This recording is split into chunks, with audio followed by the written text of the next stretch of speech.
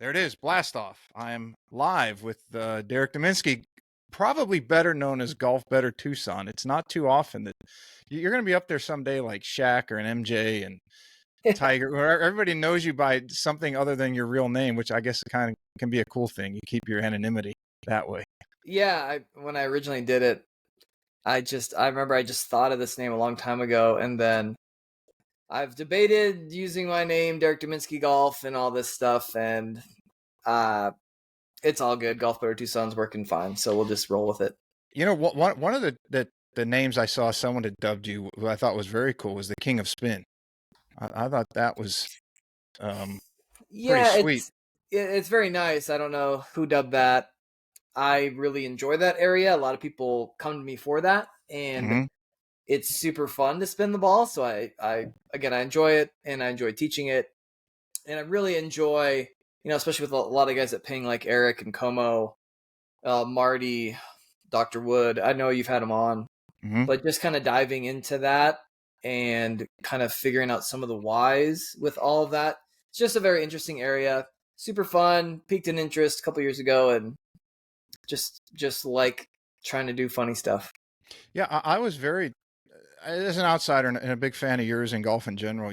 I know because I was away from golf for a while. When I was done playing, as I told you really briefly before we came on, I was just burned out of golf. I was mad at the golfing world for putting so much time in and getting so little back. And little did I know was my playing career would lead me to the podcast, where I had met so many interesting and cool people.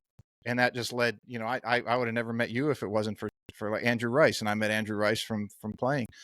But you got such cool stuff, and there's so many things. But one thing I see in the golf world is a lot of arguing that was not there. Maybe I was just too young to notice it.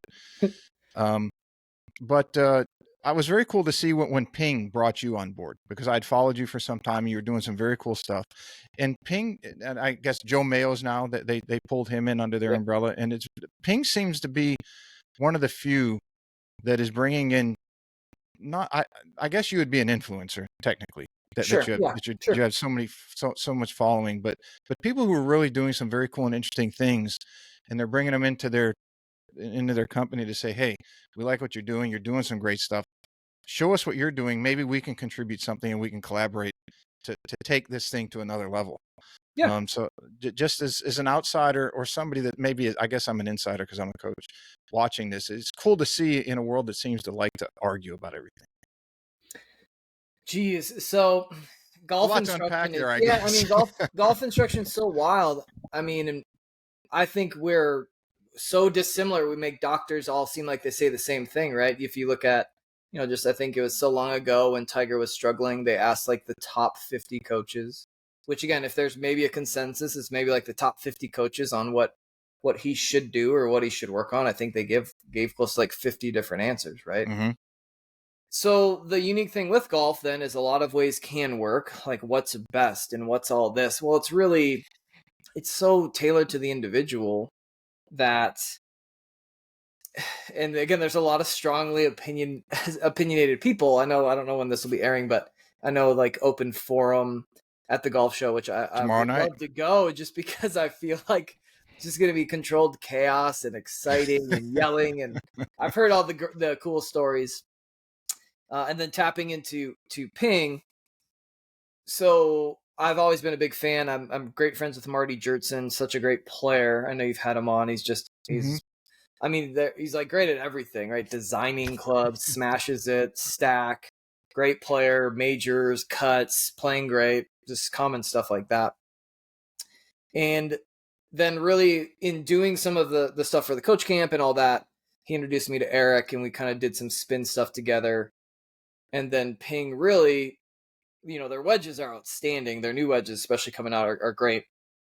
And I think they're really trying to bring some smart people, which again, I'm probably the least smart, but like Joe Mayo, I know that James Ridyard's with Ping now. Mm-hmm. So, and then me just being a goofball, I will absolutely utilize Eric Hendrickson's brain and Paul Wood and Marty. It's just fun to go up there and learn from them and spend time with them. And again, I'm just a golf geek. Like this is not a job. This is what I love to do. I'm thinking, tinkering, helping students, exploring my own game. Like I love the game so much and learning about it and ping as far as, R&D and all that. I just don't know any better people and company in the business. Well, as what I know about you, and I followed you and read on you, and I listened to a number of your podcasts, which was pretty cool, and we can talk about that in a little bit. But um, as far as I listen to you talk now, as someone who's a tinker and more or less, you taught yourself the wedge game phenomenally well. It's like ping has one end of the spectrum where you got all these engineers that can tell you the scientific aspect of what is happening between the ball and the club face interaction, the ground and everything else. But then they've got somebody like you on the, let's call it the artistic side, who you went out and you learned all this. You didn't really know what you were doing outside of, okay, how do I make this ball do this? Mm-hmm. Okay, and then I learned this. Now let me see, can I take it another 3 steps beyond that? And let me see Mm-hmm. what the threshold is. How Yeah. far can I take this? So you're probably doing things that even with all their science, they might not have ever considered. And so it seems like a very good team where you're coming from a complete opposite side of the spectrum and they're coming from another end. And I think I'm looking forward over the next weeks, months, and years of seeing some of the stuff that you guys put out there to say, yeah, this is pretty cool. Yeah.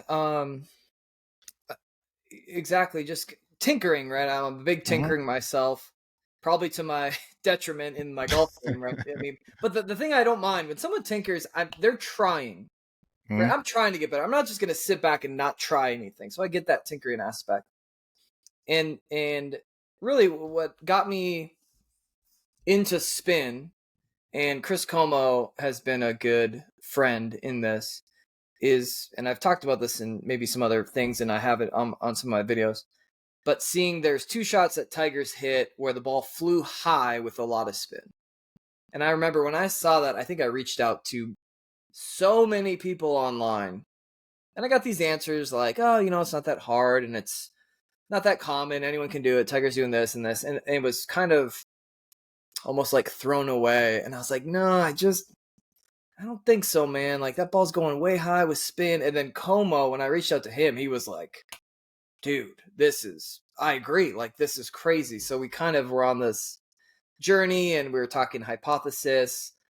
And then really it was a shot. I was like, I'm just going to figure this out. I really feel I'm just a problem solver and I love problem solving golf, I think. So I love problem solving. And I remember just exploring, tinkering, studying these videos, waking up at night, trying stuff. And then I remember just one day I kind of tried some stuff and it clicked and then doubled down on that. And then eventually led to being able to produce it, and then that's where I made this spin video it sold very well, just with some different spinners and some stuff I've just tinkered with.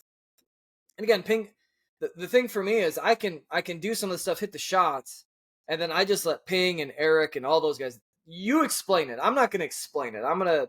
I'll do it. And then some of the stuff, like you mentioned, like I don't know, and you'd have to ask Eric, but I think some of the things that I can do or that we've seen maybe are a little bit on the unique side of what maybe was thought possible or just seen before. Again, I think science, the science they do, they're so smart. Their whole company, I'm a big fan. Again, when they're like on lunch break, they're out hitting balls and testing stuff. They're just so into golf. I'm a big fan of all of them, and they don't really, they're very smart. And then if I can, get in the picture with smart people, maybe people think Maybe I'll I'm rub off. smart. I don't know. One of the things, and I don't want to misinterpret this because, and I really don't want to cause any problems, but when Joe was putting out a lot of the videos and explanation last year when he was working with Victor, and you put out some of your launch monitor data and said, what about this? And it wasn't contradictory to him, but it was like, hey, look, how do you explain this? Because what I could tell was you were doing some things that not went against what he was saying, but was like, hey, this is going to another level, and it's not quite what you're saying, and I'm able to do this. So, can you just clear up in my own head? Because Yeah, sure, I don't totally. think you So were, I don't think you were looking to argue with Joe. You no, think you no, were looking, totally. hey And Joe, first and foremost, look at this stuff, look at this yeah, cool no, shit I'm first doing. and foremost, I'm a big fan of Joe. We've talked. We're on the same team. We're on the same You're on the page. same team now. Yeah. So yeah, not really. And I think it's just for anyone, right? Like, I think Joe's teaching great stuff and super smart guy. I love how measured he is. I'm a big fan of really just everyone involved. I'm a big fan of golf. There's different options, but then and not trying to disprove anything even. Like I'm just tinkering and I'm just exploring stuff and I'm seeing how far to this threshold that maybe is thought like impossible or maybe just unattainable or just difficult. I'm like, oh, I'm just gonna try some stuff and see. And then I think some of the data, some of the interesting stuff is, and I think this is stuff we'll just find out is what the data shows and how it's measured. Again, I've got a lot of GC quad data, but I'd love to see that backed up with some TrackMan. I don't have a TrackMan myself. I just have a quad. Mhm. So, but no, as far as Joe Mayo and his teaching, can't I think he's doing great as well as just everyone involved. So it was really just me exploring and then being like, again, I think what it comes down to, and with spin loft and all that, and again, leave it up to the ping guys to explain it. But I think maybe my biggest skill is getting friction when not everyone else can get friction, and that's just I can bring pretty high spin loft to the table that we've measured that usually would produce slip, and I feel like I can just grip the ball in certain situations. I think That's one of the things that I find appealing as a player and as a coach, or a former player, we'll call it. I still play, but not very much. I got other shit to do. But for me, someone who never, even with my irons, with all the launch monitors, I was very odd in that I had high launch, low spin with my irons. My wedge game never spun very much. I was a release 3 feet type sure. wedge player. But then my driver was always higher spin than was optimal for the speeds I was swinging at. So I was really, Yeah, I mean, no secret why I was a very, very good iron player. Even at, I played some Corn Ferry stuff, but even at that level, I nice. was a very good Wow. iron player. But I was a good driver, but not as good as if I had today's technology, it might have been different. But as I found your stuff, and what very, very much intrigued me was the amount of spin that you're able to get, because it's Mhm. something that I was never able to do. And even when I watch some of your videos, or I watch James's or Joe's or whoever, Brett Rumford or Mhm. whoever's wedge stuff I watch, and I follow a lot of you guys, I'll go out there and I'll start tinkering around. I might get a Yeah. little bit, but I'm Yep. not getting anywhere near that high spin. I think some of the highest spin I've got was maybe pushing 6,000, but nothing really over that. Mhm. So it intrigues me again as a former player and as a coach that Yeah. somebody is doing what you guys are doing. I'm like, God dang, how the guys get that stuff, you know? Yeah. A couple points there. I would say I used to not spin the ball at all. I couldn't spin the ball back in Minnesota.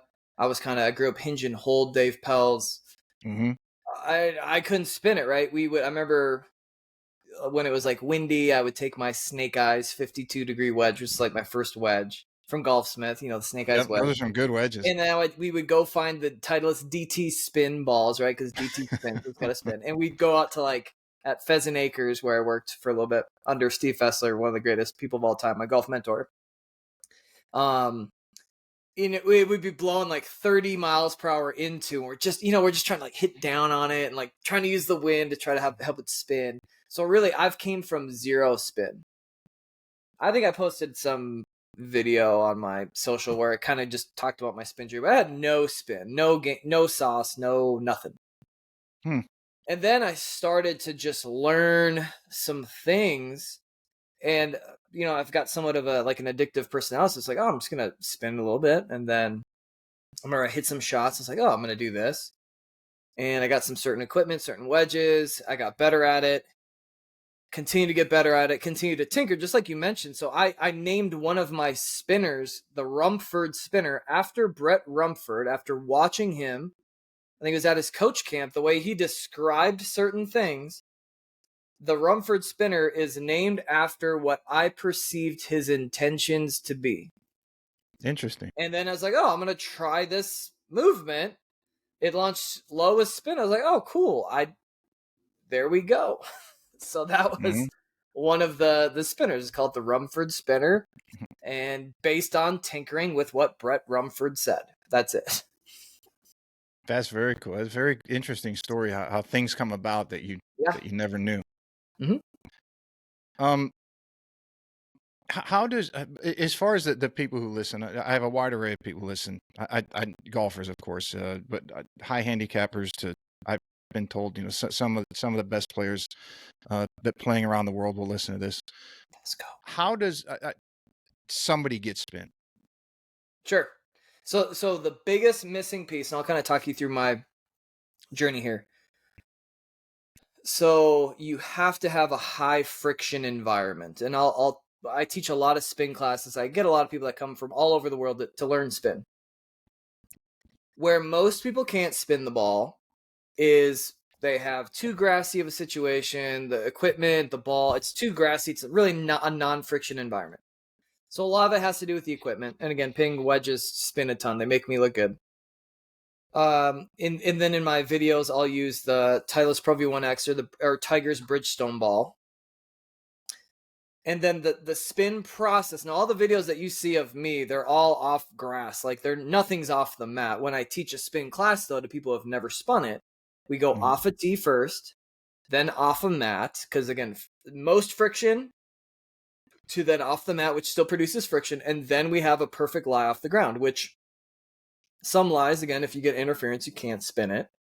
But then, like, as I teach tour players and we go to like TPC Scottsdale or some of these other facilities, the ball is effectively like teed up on their fairway lies. And a lot of the videos you see where I'm hitting my spinners, it's at a different course than where I teach. I teach at 49er because these lies are so juicy, so good, begging for spin.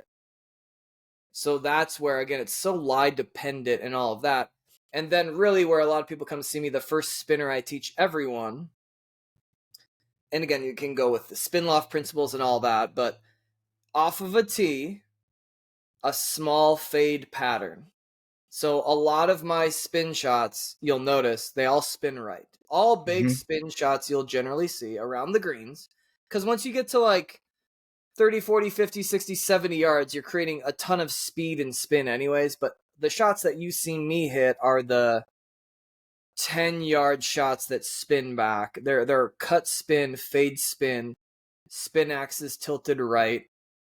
Up to, at times, I can get 30 degrees across it on cut spin shots. Yeah, it's wild. And most people just don't believe that. But again, it's the same thing. If most people get that across it, it just splices up. And I just can get friction at times that way. I was playing Friday before it got cold here, and I hit one of your shots. I can't remember. That got pretty close, lifted the handle, and then basically cut across it as much as I could. Yep. I was aiming because I knew it would hit and kick right. I was aiming about 4 or 5 feet left of the hole because it was a little slope, and I pulled the shit out of it. I pulled it probably another 5 or 6 feet left, but it hit. And it spun just hard right 8 feet down to like 1.5 feet. And the guys I was playing with go, "How did you do that?" Yeah, and I cool. said, "Well, I pulled the shit out of it, first of all." "Yeah, but how did you spin it so much?" I said, "Well, just go watch Golf Better Tucson and go figure it out." That's fine. Yeah, some of and it kind of goes with the spin loft and the physics of, at times, it's like you can pull it, it gets a little bit hot to the left, and then it spins a bunch, and or like, if you don't, you can miss it kind of high weak right. So at times, if you're hitting a cut spinner and you do slightly pull it with the physics and in general spin loft, that can tend to be good. And then it just makes you look so cool. I got to ask you one question that as I watch your videos and your swing, your right hand looks to be a little weaker compared to what neutral or strong would be. Is that am I in the ballpark? Well, it's funny. So right now with my swing, my grip is super strong. In general, though, I can weaken my right hand. I can manipulate it that way. Yeah, I would say overall my short game grip isn't super strong. There's really at times I'll have some intention to weaken the right hand, kind of like, butterfly grip, Pete Cowan style. if needed. And again, always explore, man. I'm tinkering with all these grips and feels. Well, the reason I asked that is because Hovland seems to have a weaker right hand. It's more turn. If he were to open up his palm, to me it looks like it would be facing somewhat towards the ground. In other words, Yeah, it's not I'd have to, I think Joe could, speak more on that. right. And I I haven't, asked because selfishly, I have a relatively what would be considered a neutral to weaker right hand, and I would get into the trouble of getting the club up too soon or outside too much. sure. And as I have worked through trying to sort this out, because I didn't play for many years and I've been back at it for about two. Great. It's very slow to come back. It's okay. It comes back in spurts, but Yep, then yeah, it's all right. you play great for 6 holes or 9 holes, and then it just goes to total shit. So I tell people Superman has definitely lost his cape, but Getting back though. Your cape's it's getting back, baby. We know that. yes. Oh yeah. I tell a lot of people it's like sex. You might not have the endurance, but it still feels pretty good when you go play. Wow, that's incredible. But the reason I asked that was because to me it feels like the path of the handle is working more inwards, and I didn't know if that's why I asked you if your Yeah. throw hand looks a little weaker, if it Yeah. will work more Yeah, I inwards. would say and it's funny, I teach some just incredible ball strikers. And the reason, again, when I can hit a lot of these massive spin shots, man, I'm so handsy. I am just cranking my hands. And that's also the same reason that at times I just hit the ball so bad. So it's, again, like, and then you see some of these players and they just flush it and their wrists are like so stable, so often. I'm like, dang it. That's why I'm just at times can hit it everywhere. But it's, kind of like, I'm not comparing myself at all to Phil Mickelson, but his good hands, good touch, good feel historically. Mm-hmm. And then it can help him overcome maybe some things that people don't like in his swing. But then you see some guys again like a Victor and a Dustin and a Colin and these guys who just seem to max flexion and kind of put their wrists put their joints at maximum movement, maximum, like I know Bryson talks about that Ranges, a yeah, lot they're with that, hitting which I think max is great. range. I love maxing out body segments. And it's like, oh yeah, they're just so solid, sturdy. And that's some of the difference. I saw Fawcett was on a couple months ago, and he said that he had just come back from working with you, and you had made his practice very simple. And I can't, was it like every Yeah, 3 feet you had like 3, 6, 9, 11, sure. that's something to that effect. It is when you work with some players, do you find out with their chipping and their short game that they have made it too complicated and going back to making either the movement or what they're working on very simple to start to develop the foundation so that they can build on that later? Is that Yeah, something you see from yeah, higher yeah. handicap to better players? Yeah, it's really, so a couple things there. So it's meeting every player where they're at with what they want to accomplish. Some loved getting very technical body talk. We can talk about that. Some like it simple. We can make it simple. With Scott, we talked about some of the things I like to see and teach in Tucson, and what I call common shots, right? Because of course you want to get up and down from everywhere, but it's kind of like three putting and leg putting.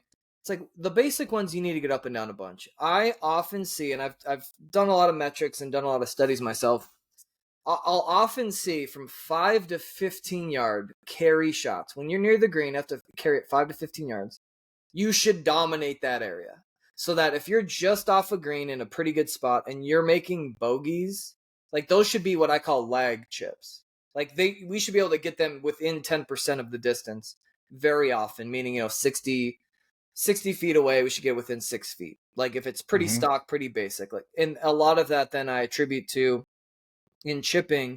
If you can just get good at hitting landing spots from effectively as close as you want to up to 15 yards, if you can dominate that space, you're taking care of a lot of the short game shots that you'd want to just get up and down all the time on a daily basis. Sure, there's times short-sided over bunkers and all that, but that's more specialty. You have to dominate the basic short game shots. And then what Scott did is I took him through that, kind of what I just see. And he really started, which I love, he started to get some baseline movements for those carry numbers. And his short game and what he practices, it goes along with his decade system so well that after, I remember he was just showing me all these shots and stats, his short game was incredible. And that's based on, like you mentioned, we didn't really have to do a lot of short game work. His movement was pretty good. So that's what I'll test. We'll test movement. We'll check, see if they can get repeatable contact and all that.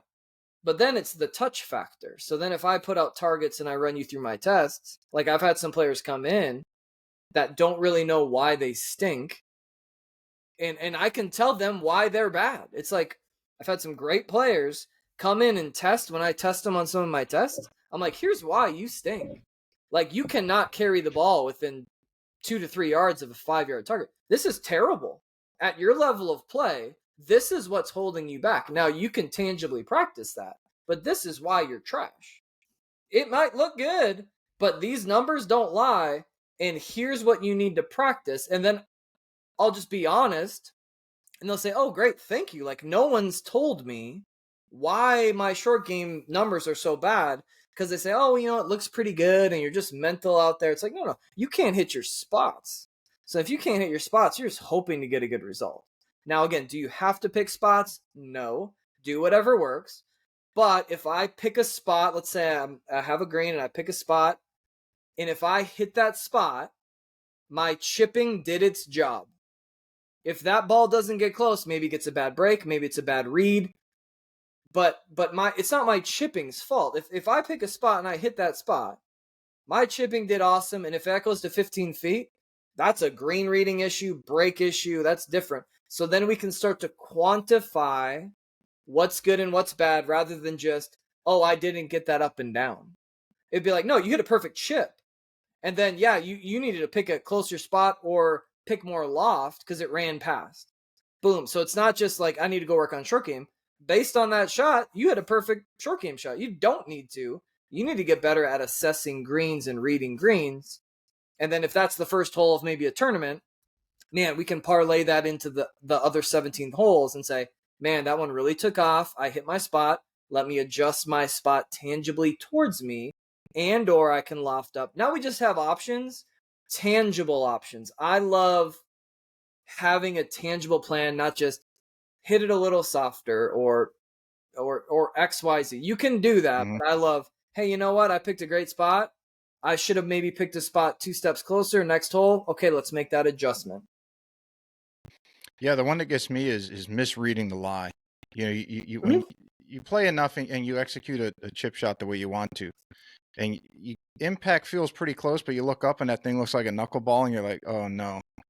And even if you hit your spot and it just rolls out 15 feet past the hole, you're like, God, so frustrating sometimes. And it's like, I've been playing golf for 40 years and I still get misread lies on shots like that. Yeah, a lot of golfers do, right? And that's where I'm in the camp. I love actually practicing great lies a lot, because great lies, you should be great, because effectively nothing's coming out better than a great lie. So fairway lies. So if you're not good at hitting your spots in fairway lies, you really can't make adjustments off that, because usually everything is less than a great lie. So then, yeah, in the rough, when we have interference, knowing that we can't get friction, knowing that we're going to replace friction with launch angle. So just kind of knowing some of those things and knowing what you can and can't do with certain lies is very important. And really that's why pros are so good, and week to week, some are good off certain grasses, some are not good off certain grasses. Sometimes they get fooled. Lies are just, you can get some predictability with what you can and can't do and what you're trying to do or trying not to do. Mm-hmm. But lies sometimes just fool the best players, right? You see that. Especially this time of year, because you guys are like us. You got dormant grass usually in the rough, and then the greens are and the fringes are overseeded, and we have that. And the lie can look perfect, and you don't know that it's sparse under it. You don't know that it's thick, fluffy under it. And you hit a shot, and it just fluffs out and goes 6 inches, and you just start slamming your club and cussing yourself. Yeah, it can be very frustrating. It's impressive anybody that has watched your videos as you go around your green. With some of your players after you work with them, because some of the shots that or the lies that you put them in and the shots that they're able to hit is for a player, and you can tell that they're not. Some of them aren't real good golfers, but they're going to get there eventually.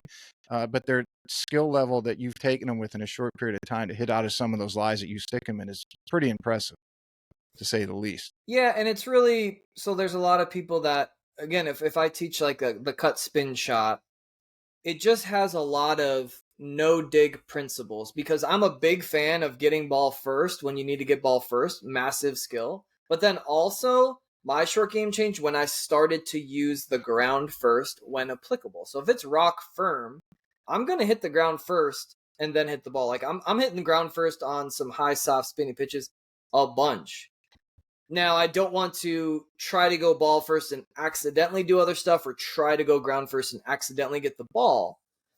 But the cut spin shot has a lot of value off of dirt, out of divots, off of sand, sketchy lies. As we get the heel up, as we learn to release the shaft some amount, we get really good at hitting the ground and not digging, which I do believe is a massive skill. And really then it's just putting all the pieces together for the shots you want. Because again, I love ball first skills. I love ground first skills. Do whatever works. There's some weeks where, hey, I can really use the ground. In the desert down here, we get rock, firm ground. Oh, I'm going to use that if I need to. And then if it's sketchy, grainy, sitting down, oh, I got to get ball first here to get predictability. Awesome. I love it all. Cool. What would be the biggest mistake that you see in chipping and short game, or chipping wedge play in particular? For what kind of player? Make it a little more specific, because it's pretty general. Let's break it up. So let's say 10 to 18 handicap.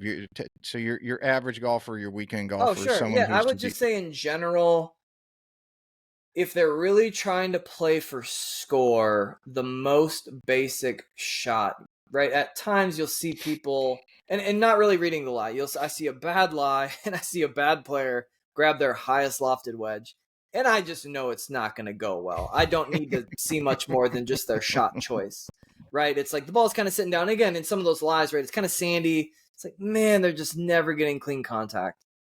So it's really just biting the bullet to some extent. I tell players, if you want to score well, just picture like you have to hit the shot 100 times with your maybe 60 degree, or maybe you just like hybrid putt it because there's not a ton of grass. And you know what? The hybrid putt, I think out of 100, probably has the best average. So at that point, it's really putting the ego aside when you need to. I mean, that's also a great way to sandbag if you're terrible with 60 and you need to post some scores, right? Just, chip with 60 all the time. It's professional sandbagging. Unfortunately, I see it sometimes at the club. But really just trying to make it super simple, and really trying the shot that, we want to be positive. I get all that, but it's like trying the shot you're not going to mess up. Like, man, I'm going to have a harder time messing this up than messing this up. Mm-hmm. All right, let's go. Let's say scratch, or +1 to single digit.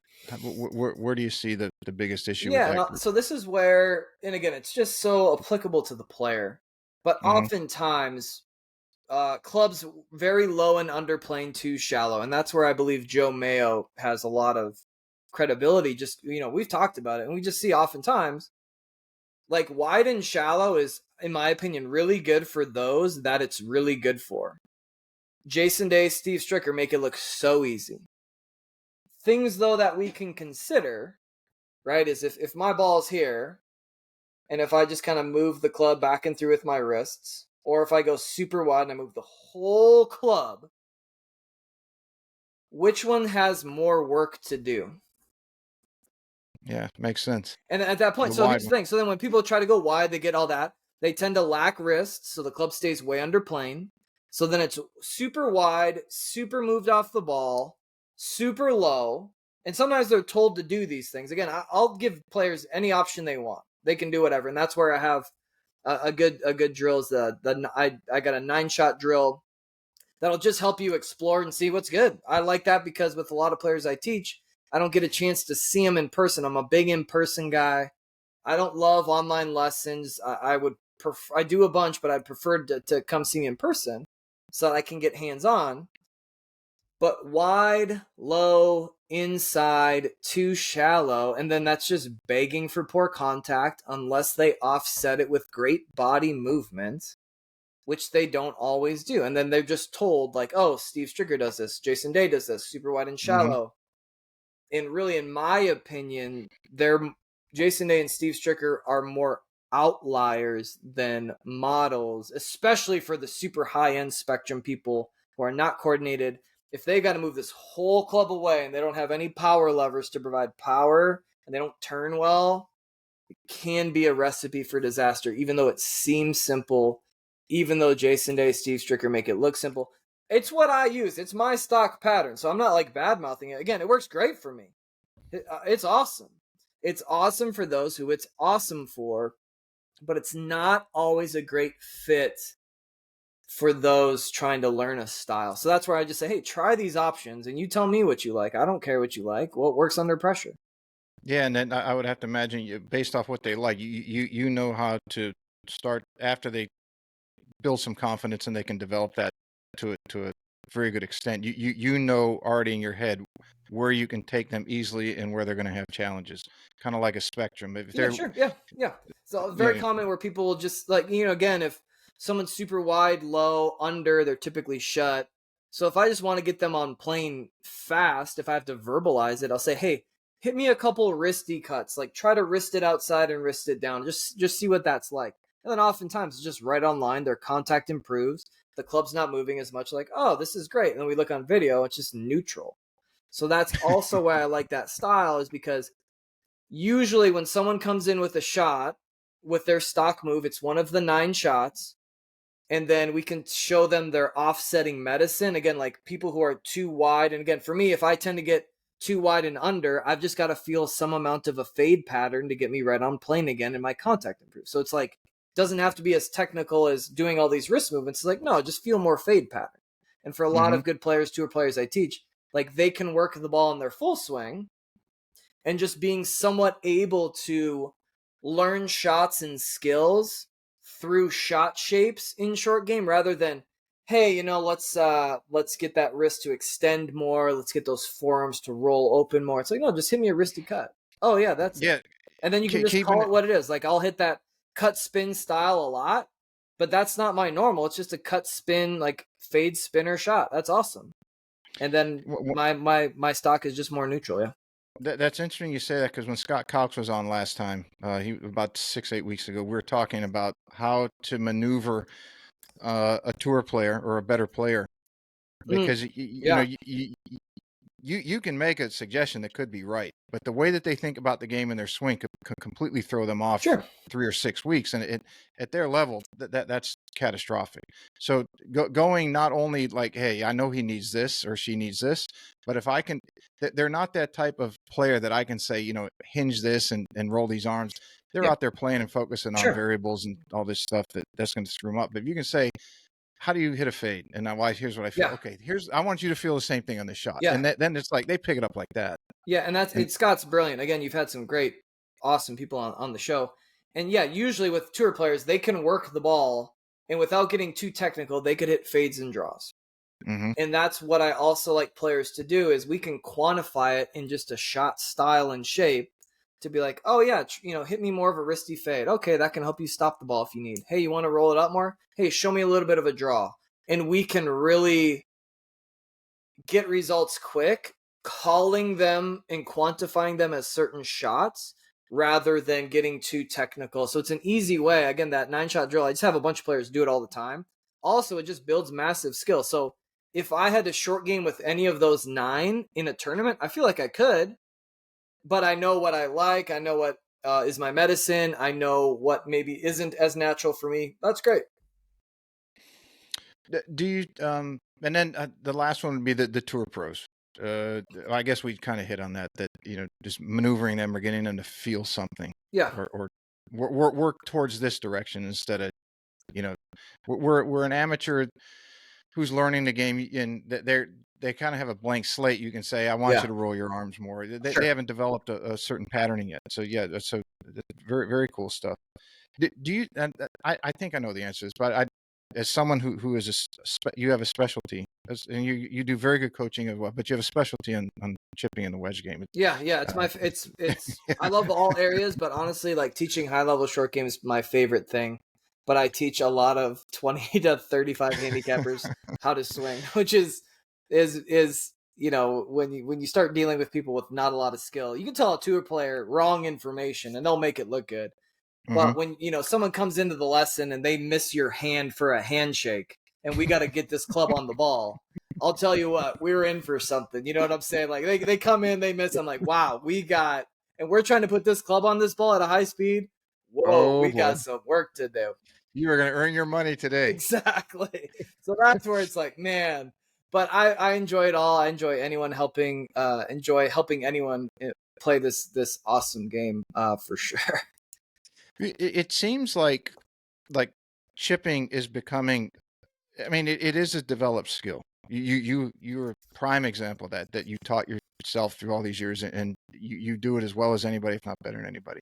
But where I'm going with this is, speed development. Bryson made it a point that it was something that could be developed. It wasn't innate to you. I mean, I'm sure some people have their maxes or whatever. That's a debate for another time.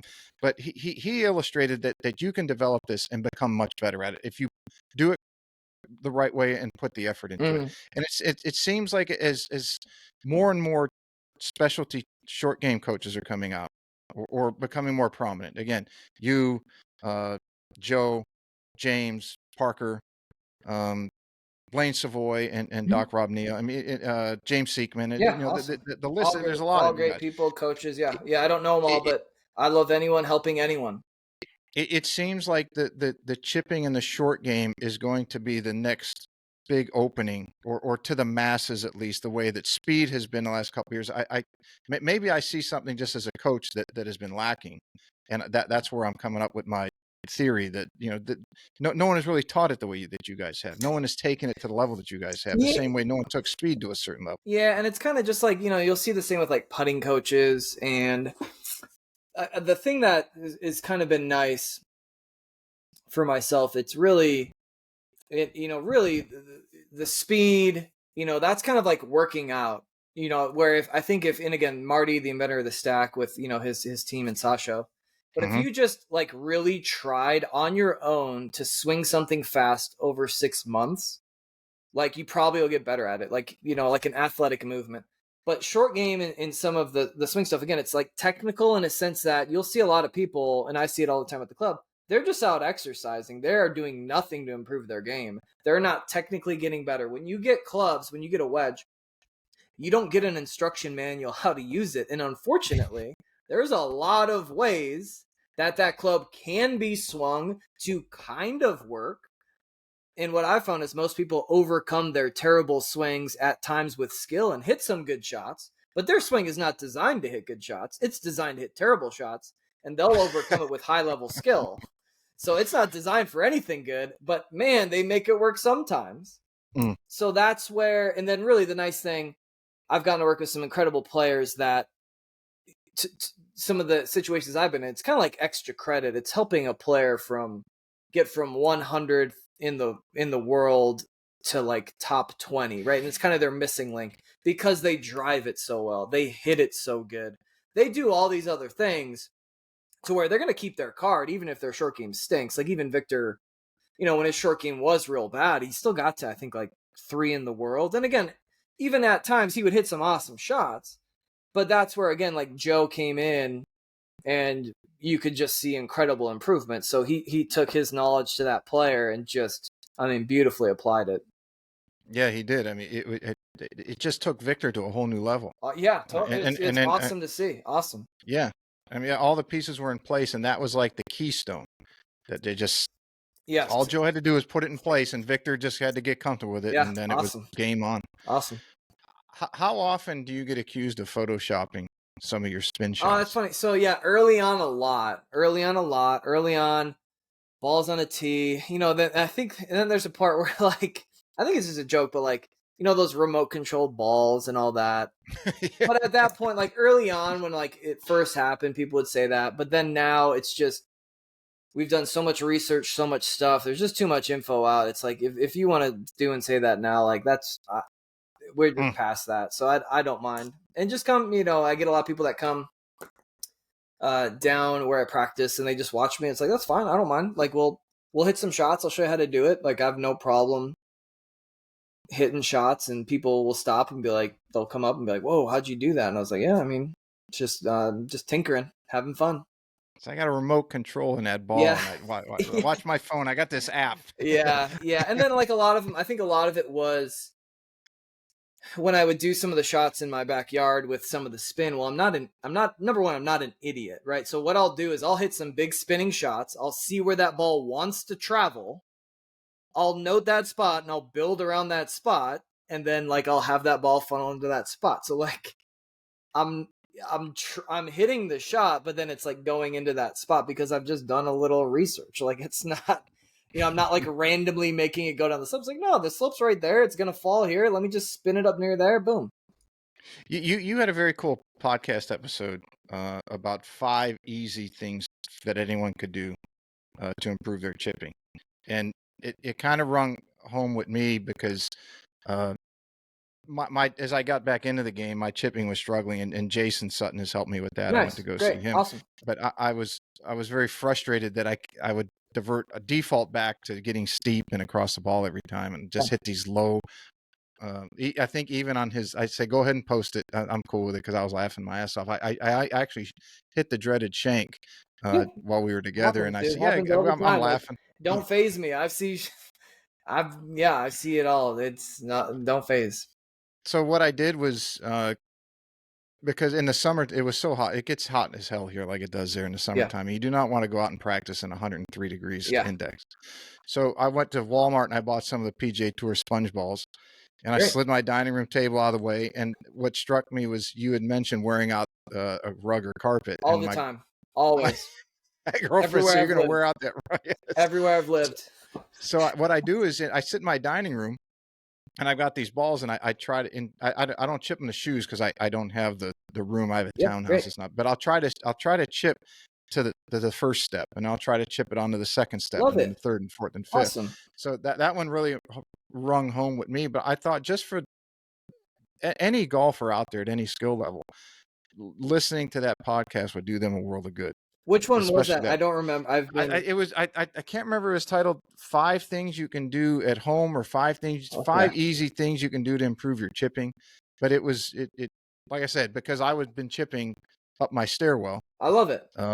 It really rang home with me. So I encourage everybody and I'll put a link to that in the summary for anyone that wants one click to check that out. And I like that just because like there's times with golf, you kind of need a safe place to feel like you can explore and experiment. Mm-hmm. And like, even at home, like, so if you hit a bad shot at home by yourself, like, you don't care. You're not going to worry about it. It's like, and you kind of want to tinker with some stuff. And I love just I like doing a lot of stuff away from the golf course. That's how I practice a lot of my stuff. But then just like different situations, like, chipping it to stairs, chipping it into shoes, using some skills that we would use on the golf course, but in just a different way, maybe a more laid back style. Do you think in general, as a coach and what you see with people, that people, if they're trying to do what their coach or teacher tells them, then they're trying to fit themselves into a whole per se, like a puzzle. They're trying to make 2 pieces of a puzzle fit, even if they can't understand how it fits. But if they're allowed to be more childlike and go in their backyard or go in their living room and chip across the rug or putt across the rug, or I call them make ghost swings. Yeah. You had some good on one of your other shows where you said, hey, do this in your living room. Might have even been that one. Get in front of that. Was what, get in front of a mirror, put a stick on here and do this and work on this movement and allow yourself to fail. Because I think too many golfers, regardless of skill level, when they go to the driving range, chipping green, wedge area, wherever they're going to go, they're so worried about failure, or that they're trying to attain a level and they don't allow themselves to fail comfortably. Yeah. And I kind of call it letting the inner child go play golf. Yeah. You go watch kids. They don't care. They top one. They don't care. Give me another one. Yeah. Okay. Yeah. Like building skill and again, giving yourself permission to be like, hey, I'm going to try some stuff. And then a lot of times with it too, like it's like, okay, like, hey, let's do this. And then guess what? You got to learn to hit the ball that way. So like for a lot of, we'll just say like a 30 handicap learning the swing, and maybe they have very poor movements, and we're teaching them, how to maybe use their body better. It's like, hey, that's the movement. Yeah, I want you to make ghost swings at home a bunch. And then guess what? Your goal is to put that movement on a ball. It's not to go hit balls. It's to go train that movement. So there's certain processes I like to use. Train that movement, and then we test it on the ball, because the golf ball is a great test. We don't always want to be tested. We got to study for that test in golf. So when people dump out a range bucket and it's test after test after test, I can tell you right now, they're just not making technical gains that they might want to. It's not just quantity of practice, it's quality. So being able to explore, know what you're doing. Hopefully, again, that coach is giving a great blueprint for what that player needs to do, and it's very attainable and very understood. When you're working with tour players, because I'm sure a lot of people would be interested in getting in the, of all the coaches I've had on, people a lot of feedback, because I'd love to know what it's like, what a tour coach and a tour player discuss. And I've had a number of them on, and we've had almost half of our entire shows just talking about the relationship between a coach and player. But when you're working with them, because you can do things with a wedge that they can't, for a lot of them. Yeah. How do you use that to pull their levers to get them? No. So the thing with tour players is, the ones that I've worked with, and they're great people, but man, it's their job, it's their livelihood. They're demanding. Like, you better make them better quick and explain the whys fast. It's especially if you're on site for a tournament, like they want to know why, and they don't, like, they want to know a tangible answer. So yeah, I love practicing with them. Again, as I play myself, I know certain situations where it's like, hey, under this circumstance, under pressure, these are some of our safer plays. We have these options as well, so I can relate to them as a player. Again, they're up here, but just knowing some of the same things and learning how to hit certain shots under pressure, but then just giving them great answers and helping them just know and manage their tendencies.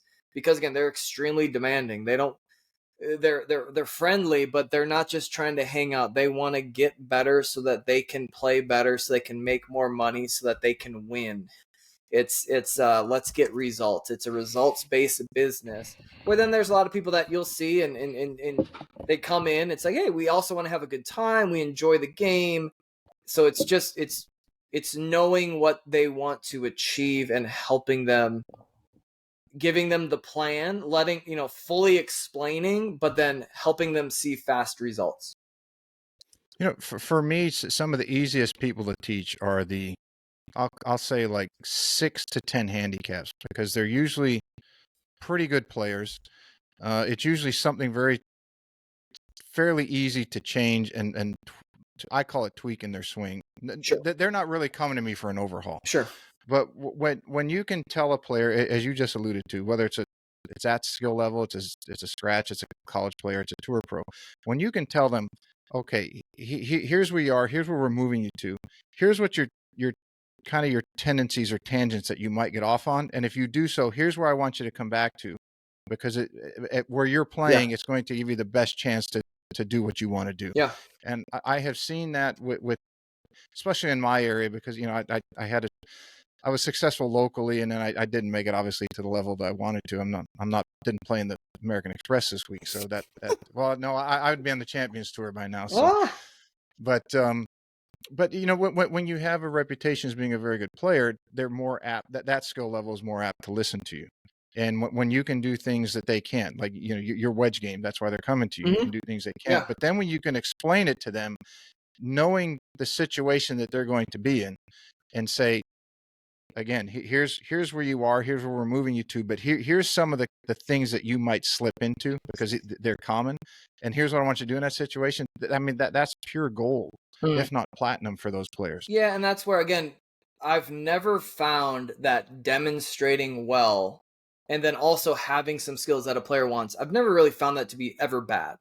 So there's a lot of coaches and tour coaches that don't play. And again, the number one thing is, are you getting your players results? Like, I don't care what's happening if you're getting players results. But yeah, when I can show them how to hit numbers, when I can show them how to hit shots, And then we can kind of go back and forth with that. Also, how to problem solve. We can go do a playing lesson. I can go shoot 3 or 4 under. They want that. They can see it. So then I'm very strongly opinionated, for good or bad, but it's like, hey, if you want to get to this level and you're not doing that, you have to. Like, I don't know why you're not doing that. Like, this is what you have to do. And I can say that if they're a 6 to 10 handicap and they want to get to scratch and they like there's just times where I'm like, no, you're wrong. Like, and then here's the numbers to prove it. I can show you all the ways that you're wrong, but like, that's not good. And then they can, you can demonstrate, you can show what some of the skills that they want, and then just give them data that backs it up as well. So like, if they go out and you're just so bad at putting inside 5 feet and they want to be scratch golfer, it's like, if you're going to throw away shots inside 5 feet, you're not good enough to hit the ball to do that, right? Scotty Scheffler is. There's a few other players that can, like Rory, Rahm, but they're not good enough. And for a working man, we got to tidy up these areas so that, if you want to be a scratch and scoring goal, and I've seen that. I helped a lot of players get to scratch that really hit the ball so. They hit it fine, but then in and around the greens, they're just incredible. So then they can just score from 30 yards and in. Yeah, very cool. And you for those who might not know a whole lot about you outside of the cool shots that you hit, you're a very good player, and you achieved one of your lifelong dreams where you qualified for the Shriners. Can you explain what it felt like in that moment when you knew that you were going to play and that was you were going to achieve a lifetime dream? Yeah, that was awesome. That was I played in the Shriners, not this last one, the year before. And it's the same thing. I think I just finished like close to last in the Arizona Open, just hitting it terrible, playing bad. And then we played around the day before and I like played great to shoot even par. And it's like, man, nothing's working. But then that day on the range, I had a couple things I was tinkering with. And we get, for our section, we get like one spot into the Shriners. It's like, I don't know, 30 or 40 people playing for one spot. So I'm going to the tee. Right before I go to the tee, I switch to my Seymour putter, the Payne Stewart one, because I'm like, it's got to be hot or cold. I'm shooting low or I'm shooting 85, like whatever. And then I had a couple things I remember. Is very funny because I hit a ball left in the desert just so bad. I think it was like 1 or 2 under, hit it in the desert. But then I was like, hey, I'm going to try this swing feel. I'm playing a provisional. I'm going to try this swing feel. And I'm like, oh man, that's it. Find my ball in the desert. I roll with that swing field, hit it over the green, chip it in to get to like 3 under, stuff the next one, birdie the next one, almost birdie. I'm like, and then being a tournament player and being comfortable in events, I'm like, I'm going to win this thing. I'm going to go get it. So then I shoot bogey free 6 under after playing terrible golf, flipped a switch, but I felt comfortable. And then I didn't know at the time, but then the guys I was playing with were like, because I had this putt, right? I was like, man, I'm playing good. I thought maybe a lower score was going to get in. I'm playing good. I was nervous and I make it. And they said like, hey, we didn't want to say anything, but you're in the lead now. And I was like, oh my gosh. And then because it's such a dream, like, you have these dreams that you almost feel are unattainable.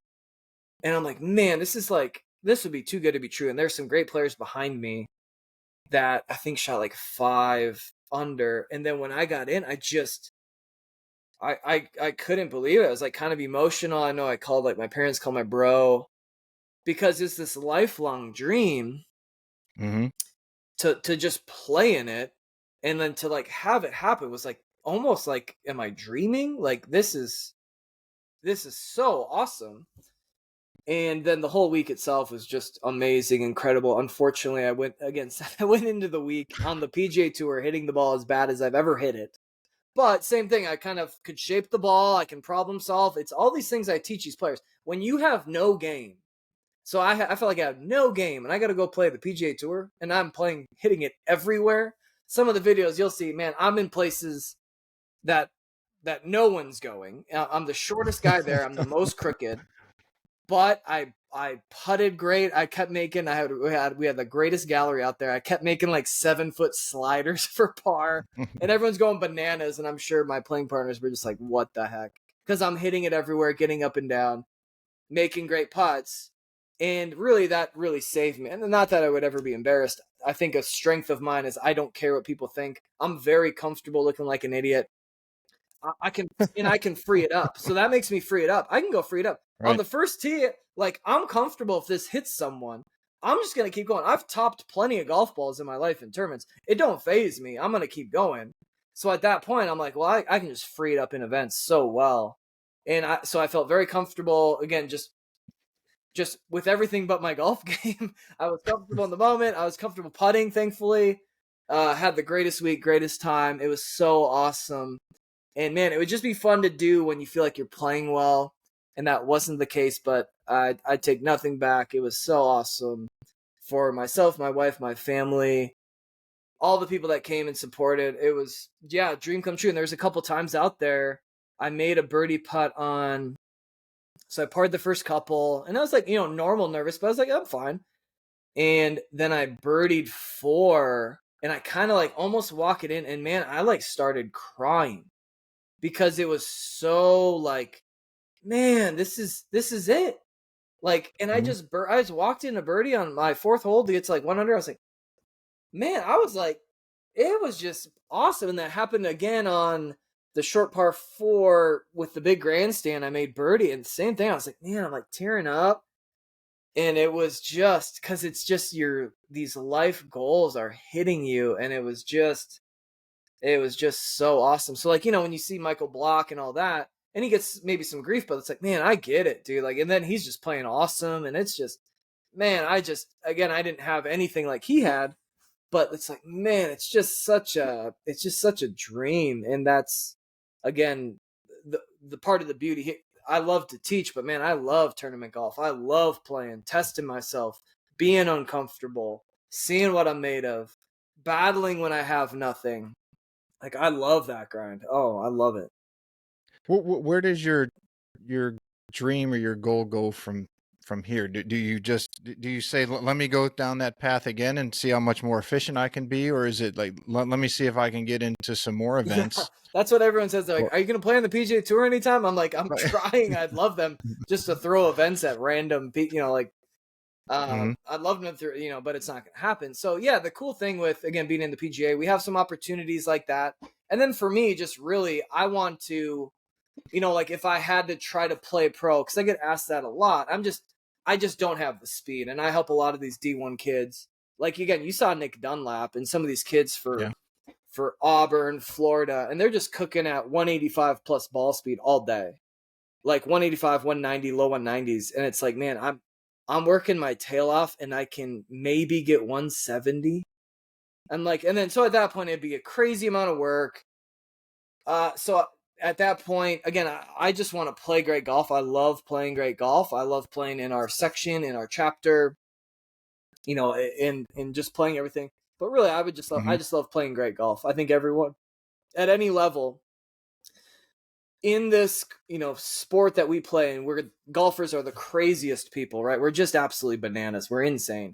But man, playing great golf, when you're a golfer, it just feels so good. When you feel in control of that ball and you just, I just love it. And then in tournaments, when you're doing that in tournaments, because again, I've talked about this too. I don't care how you play outside of tournaments. I don't care how you play with your buddies. I don't care how you play when it's comfortable. I just don't care. Because that's a big skill. Playing in tournaments is a massive skill. And you see a lot of people, and even at the professional level, right? There's a lot of great players that I know that you've seen. They just can't do it in qualifying school. They can't do it at certain levels. And then there's players I see, I'm not going to name any because, again, I have high respect for them. But it's like you see them on tour and it's like, man, they're not that impressive. But guess what? Under tournament pressure, they are so awesome. And we had this event at our club where we had these players, and one of them's at a high level professionally. He was the least impressive player of the group. Not more impressive than me. But man, when it came to the tour stuff, he's just breezing through, shooting awesome scores under high pressure like it's nothing. So just that ability to play well in tournaments is just such a great separator, right? Because you see those guys on the range, it's like, man, they could be out there. Their swing's beautiful. They stripe it. They do this. Under pressure, they don't have it. And I love And a lot of the stuff I teach in tour players, like, man, we want to do it under high pressure. I want to do it under Monday qualifying pressure when you don't have a job and it's got to get done. Like, I love that. That's what it's about. Not just when it's comfortable, but building it for high pressure situations. I think that's what Ben Hogan in his book, he wanted to build this swing for the highest pressure. I love that. So, like, if it wasn't going to meet that goal of being great under high pressure, and again, that Ben Hogan's, 5 Fundamentals, that's a great book. I've read that a billion times. When he talks about that, man, that just hit home. He's like, man, I'm just, he had that swing transformation, and dude, just because he wanted to play well under high pressure. That's what it's designed for. That's the goal. And it's odd that there's so many people who can't get, let's say, past, and I don't even know how the stages are in Q school anymore, but when I was playing, there was obviously first, second, and then final stage with 6 rounds of Q school. And there was a lot of guys that could not get through second stage. Yeah, exactly. And then they would get ridiculed, or there's guys that can't keep their card and they keep going back, but they keep getting through. And then you got a guy like Brooks Koepka, who's a complete other side of the coin, who just thrives in major championship pressure. And then he gets ridiculed for not playing well in a what would be, ordinary. No, exactly. Super, super unique. And again, even stories like Eric Cole, right? Guys who, even Brooks, right? Like, I think he didn't make it through, goes, plays European Tour. Like, did he grow his game? And then, I mean, maybe the best problem of any golfer to have, like, man, my problem is I play great in majors and not in these other events that maybe don't matter as much. But then there's guys, right, that play really well on PGA Tour events that don't in majors. So it is unique, right? It's a weird problem, because you just feel like, man, if Brooks plays great in majors, like, he really should. But it's, again, the greatest problem to have, because I mentioned that, and, there's most people tend to play well with their buddies and then not in tournaments. And then they ask, like, well, what if they just play great in tournaments and not with their buddies? And I said, that's the greatest problem to have. So, like, it's unique. We don't really need to solve it. Again, I'm sure Brooks, like,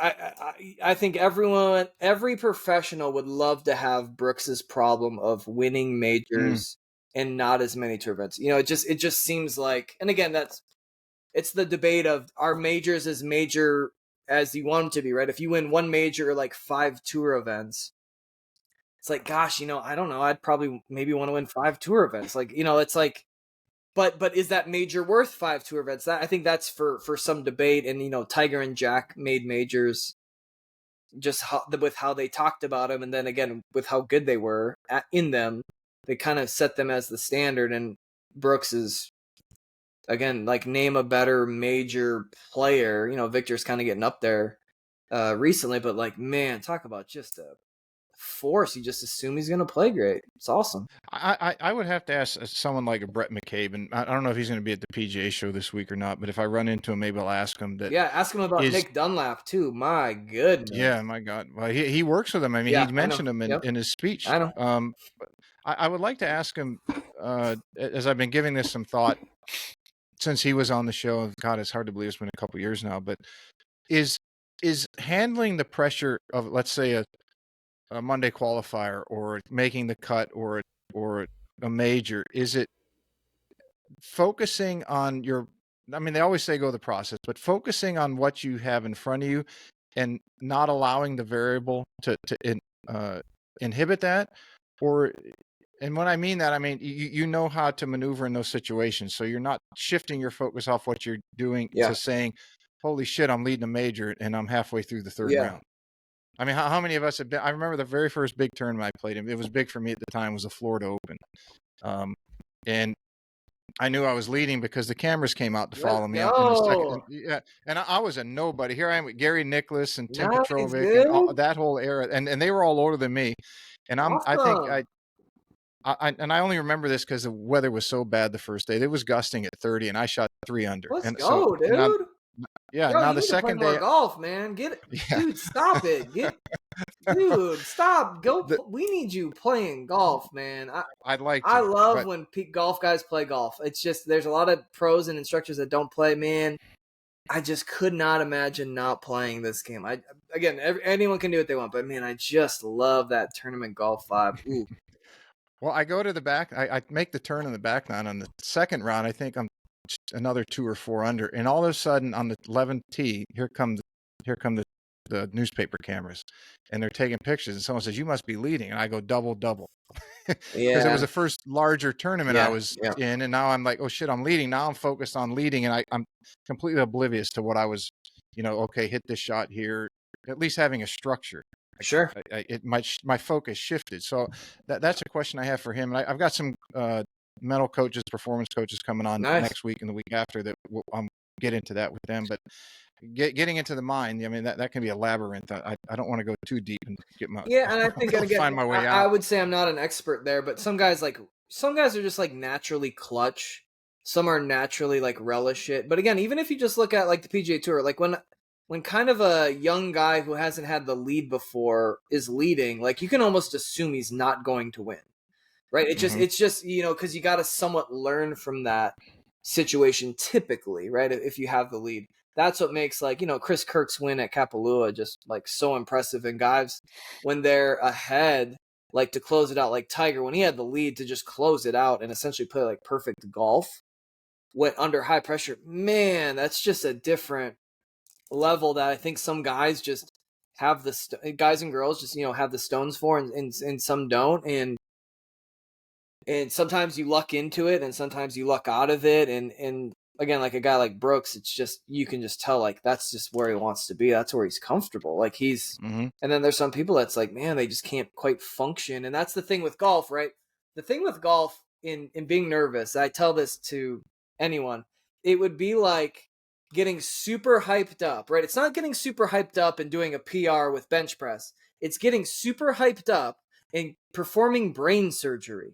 We have to be so precise, right? With like when you're putting, it's like, dude, I can't just hit this a million miles. Like you can send driver, but when you have like a 5-foot slider and you're juiced up, right? It's like You got to calm it down somehow. So Yeah. you got to be precise. It's these precision movements, not just, hey, I'm going to go run 100-meter dash. Oh, great. I need this adrenaline. It's like, no, dude, we don't need this in this precision game. So it's such a unique skill to work on and master and learn from. And again, because it's going to be there, right? So then it's just learning how to manage that, which, again, all those smart people, I'm sure, will give you awesome info. Yeah, it's interesting. My theory is, I think to me, one of the most impressive things about Tiger was that, I mean, every memory, and I shouldn't say this, I don't know him personally. I know a lot of people who know him very closely, but his life growing up, he played a lot of golf and he did very well and he put the time in and he had success. So when he would go to a new level, he's wins the 3 AM, the junior AMs, he goes to Stanford and he does very well at Stanford, and he goes from Stanford, obviously he does well at the pros. But the thing that I look at, that he could always look back at the level prior and say, I did this before. Yeah. It might be a new stage, but I know I can do it again because I've done this with things that I was uncomfortable with before. So he had all that to rely on. I think, to me, one of the most impressive things is he never let the success that he had made him overly comfortable, that he drifted away from the game and thought that it was just going to happen. I would have to give credit to his mom and dad as well as to him for not letting that complacency sit in. To me, that's one of the most impressive things, that he has had an entire life of success in golf. He's had his setbacks, but he's come back. But I don't ever really see him, or never really saw him, get complacent, which is and I think, extremely like in impressive. his prime, if you just look at the numbers, and I think he would talk about it too, like he would have the lead and then he would like often go shoot like 4 under, no bogeys, take care of the par 5. So like he like just made it so difficult to catch him. There's like not a lot of rounds where he'd have like like 6 bogeys and 8 birdies. It's like, no, he was just so clutch with pars. He birdied the right holes, and it was just like turning every course into a par 67, just precision, just no mistakes. And yeah, the unique thing with Tiger, right? It's so unique that, he wins all those things. He keeps making all these clutch putts. And again, you gotta have this like clutch, almost magical gene, right? And we kind of saw that with young Spieth. Like he had like just this thing for the dramatic, like just this magic. It's like, man, this guy's got something special. Like it's something you can't quantify. It's like, he's just got this it. And Tiger, like he just every time it was clutch, like, man, he doesn't miss. Like, what the heck? Like, It didn't what? matter. 6 feet, 30 feet. That's not, It so it was was just center cut. so like, it was, you just assumed, and then you just see everyone else just not even in that realm. It's so, it was like, man, this is something's just unique about this, right? And he keeps making all those clutch putts, and like, Mhm. there's this time where it's like he didn't miss like any. And it was like again, you could like, it wasn't like he's not even 50-50. You're like, man, he's just, it was just, yeah, man. Then again, when you're clutch and you're seeing every putt go in, how can you also then not be confident? It's like, dude, I've Mhm. never missed one. Obviously with his mental training and all that, I don't know what he's thinking, but it's like, man, he probably expects to make them just because based on stats saying that he's made every one. It's like, well, here's another. No kidding. You know, someone has a great reputation as a very good coach. You've been uh, teacher of the year in your section, been teacher of the year in your chapter. You are known as a world-class short game coach. Can you tell us, or was there ever a time uh, that coaching was actually a struggle for you, and you never thought that you might get to the point where you are now? Yeah, so I was in the golf business, and I knew I wanted to get in the golf business because I worked a few like factory jobs, which again is no shot at factory people. Like, hey, I would do whatever it takes to make a living as anyone would. But then it's like, man, you know what? I gotta do something I love. We were doing like mandatory 55-hour weeks inside, no windows. And I'm like, man, Mm. I just don't know if I could do this my whole life and be sane. So I said, okay, I got to do something in the golf. I got my golf mentor, Steve Fessler, took me under his wing, kind of worked for him, and then applied down here at the 49er, and then was assistant pro, head pro, ran the place for a little bit as the head pro, and then got into the teaching side. I wasn't always sure that was, I always enjoyed it. I enjoy people. I enjoy hanging out, talking golf, and then kind of seen some early success. But then really the key with it is any instructor. It's just you have to continue to improve. You have to examine what you're doing. You have to just see whether you like something or not. And that's where I've just become a better coach, is just knowing better options, knowing just more about the game, what players can do, what can make them successful, but always continuing to learn myself so that I'm kind of staying ahead of everything and not just getting stuck doing things one way. And again, just continue to educate and learn. But thankfully, I think what helped me early on is I wasn't the greatest technically when I was just starting. Like, no one's super great technically, but it's like, hey, we're gonna have a great time. We're gonna play great golf. I'll show you how to chip and putt. We can do these basic things, and we are. I will make. We will have an enjoyable lesson. We're gonna laugh, man. We're. I would think my students enjoy the time with me. Like, we're just having a ball. At times, it's like, I can't believe I'm getting paid for this. We're just cracking up, having an absolute blast, and then helping people play better. So I think early on, and again, just in golf instruction, you're in the people business. Like, yeah, we want Mhm. results, but man, if there's a golf instruction robot, like, you want this human connection, you want this ability to go back and forth. It's kind of this awesome game again we have as humans, just to talk and commiserate and celebrate and be together in this sport. So I think making sure, again, great people, people persons, uh, have an advantage as long, especially if they're giving great information and people are getting better, right? Compared to someone maybe an old crotchety person who's like, try it again, do a better shot, or like, just, I don't know, just like poor bedside manner, I guess you could say. But Yeah, again, I people get just you want right. results. Hey, we'll do whatever they want, but we'll probably have fun too. Do you get as far with your work with Ping? Do you Are you consulting with them on design based off what you're working with on wedges and the things you're able to do and what you're teaching? Or, I mean, does Marty and Eric and Paul hit you up on, hey, we've got this design. Can you take this wedge out and hit it and work with your students and give us some feedback Yeah, on it? Are you giving them so again, design input? they're so smart and so good in that area. They show me some of the prototypes. They've asked me my opinions. They've brought me in to to look at some stuff and all that.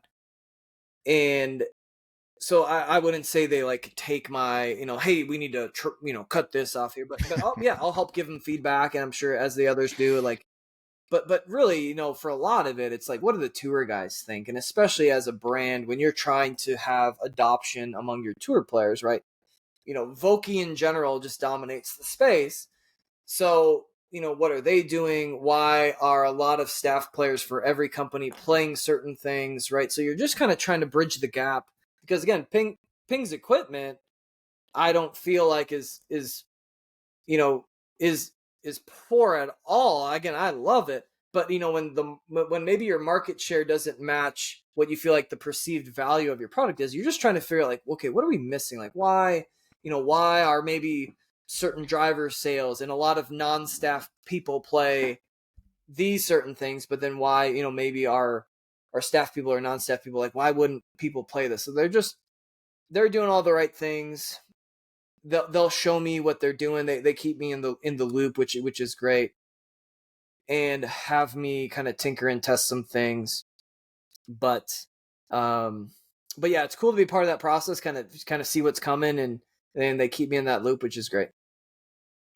I would be remiss if I didn't ask you your opinion on this. As somebody who is so good with short game, there has been some debate on this amongst coaches in particular, some designers, I would have to think.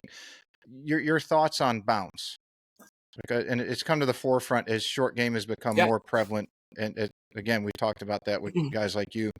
Your opinion on bounce, do you need it? Is it not needed? Low, high? What are your thoughts on that? So I'm a big fan of it, right? I mean, I use 10-degree bounce. I'll see people, and again, we just want our clubs to be the most helpful. So the cool thing with wedges is you have options. So please find the club that you feel like, what, when I'm not perfect, man, this is still real good. So for me, that's why I play a 10S grind. And again, there's times I love using the ground before the ball, so I'm going to utilize that. Now, some people, again, feel certain ways. That's fine. Like, again, still use the club that's helpful, even if it's bounce or not. It's like, okay, how do you like that leading edge? Use what's helpful. Grip, shaft, head style. Great, use what's helpful. But yeah, I love bounce. I love using it. I know some people will say, well, you don't use it and all that. It's like, no, there's times I absolutely try to hit the ground before the ball and not dig in. You're darn right I am. So I'm a big fan of it. Again, if it would, it's kind of held the test of time if it was so poor. And there's just a lot of times I have people come in with old clubs that have like almost negative bounce, and guess what? They're chunking a lot. So yeah, we can teach you to get the divot forward. That's fine. But also, if we want to feel like we can use the ground, hey, let's try this. And oftentimes, I'll have certain wedges and I'll have them try. They're like, hey, you know what? When I hit a poor one, that was still really good. I like that. Great. I'm trying to help anyone any way we can. So getting any clubs that are helpful for you, driver through putter, let's get clubs that are just helpful. So yeah, I'm a big fan of it.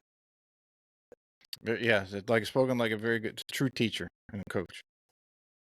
Just whatever makes you improve. Totally. Yeah. If you don't want no bounce and you're awesome, great. Don't do it. Again, like a lot of it's a whatever works game. Hey, you know what? I'm doing this and it's working. Great. Let's keep doing that.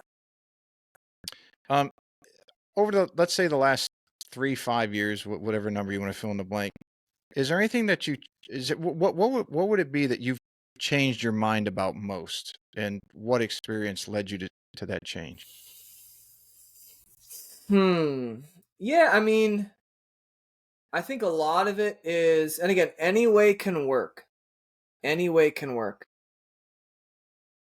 For a lot of people that come and see me, they're just trying to do something that they think is right that's not working for them, and just giving them good options. Again, there's really no like, hey, this guy does this, you got to do this. He makes it look easy.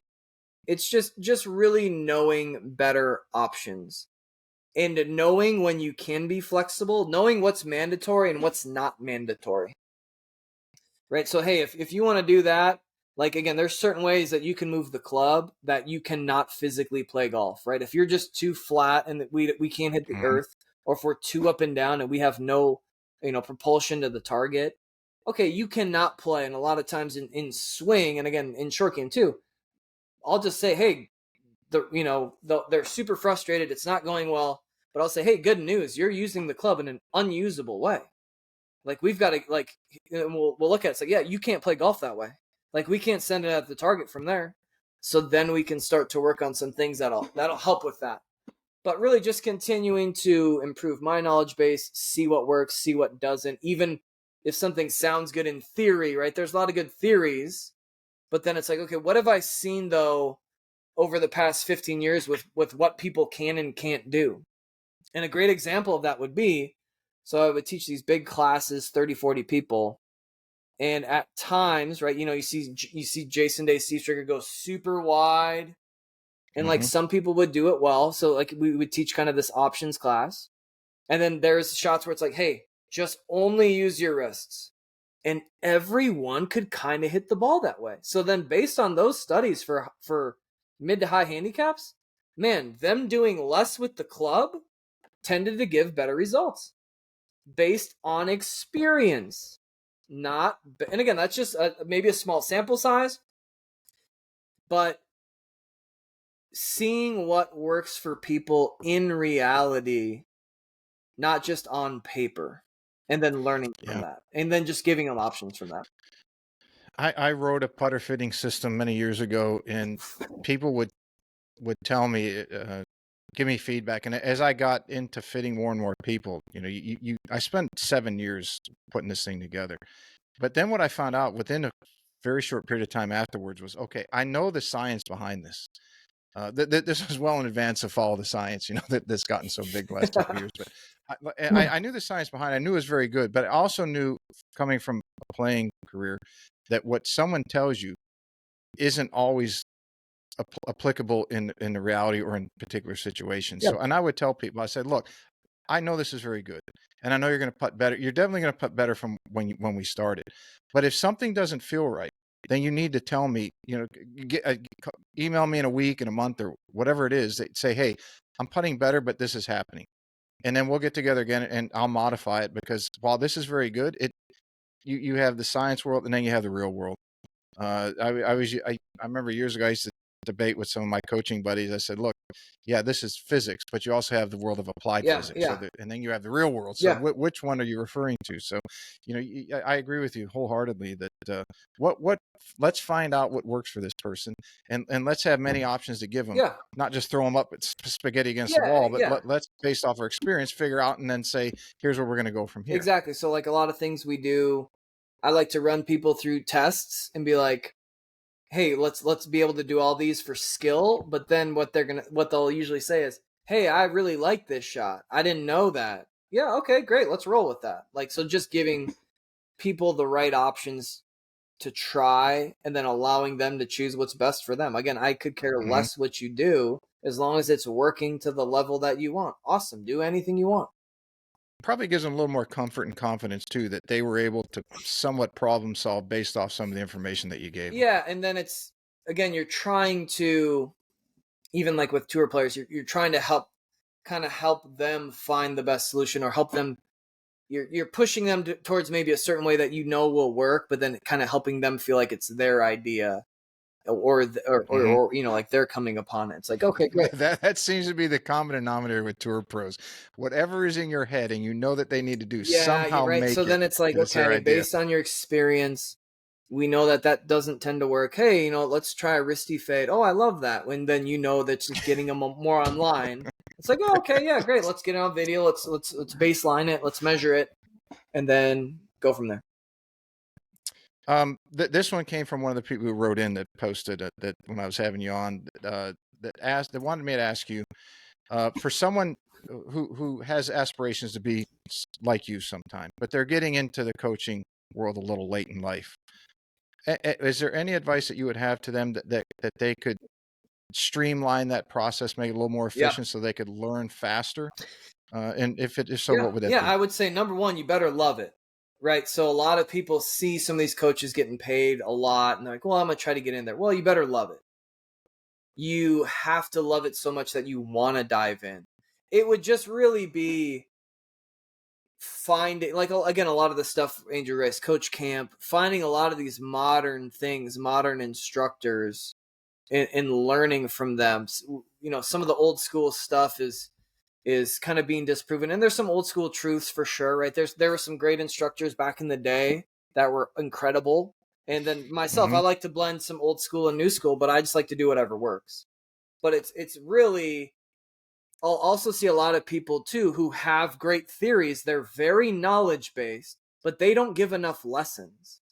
Like, so you have to have a high quantity before you feel comfortable teaching and feeling like, again, even not really up till recently, but there's just a part where it's like, man, I feel like I'm really giving great information every lesson.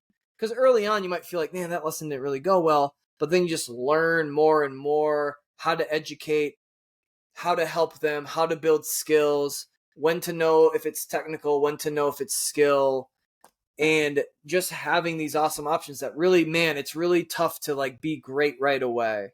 So I would say in that regard, help out kids, do some junior coaching, do some stuff where you feel like you can have some success with people maybe who aren't as picky, but really you better love it, find great info, apply that info a lot. And even if you have to like do some free lessons or get free help, you just got to help people play better golf. The bottom line, I don't care about anything. I don't care if whoever teaches what. If you're helping people get better at golf the way they want, you're doing awesome.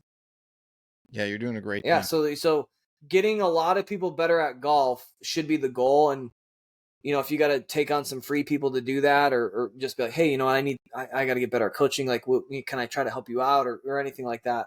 But you better love it. You better absolutely love this game. I'll be doing some presentations on, which is so funny to me, on like building a brand. The last thing I've ever tried to do, if you look at my page, I don't promote anything. I get a lot of stuff. I tell them I don't promote. I don't care. I'm not trying to build a brand. I love golf. I love teaching golf. I love playing golf. That's why I post stuff. I just love this game. 0 times am I trying to build a brand or anything like that. It's just I love the game so much.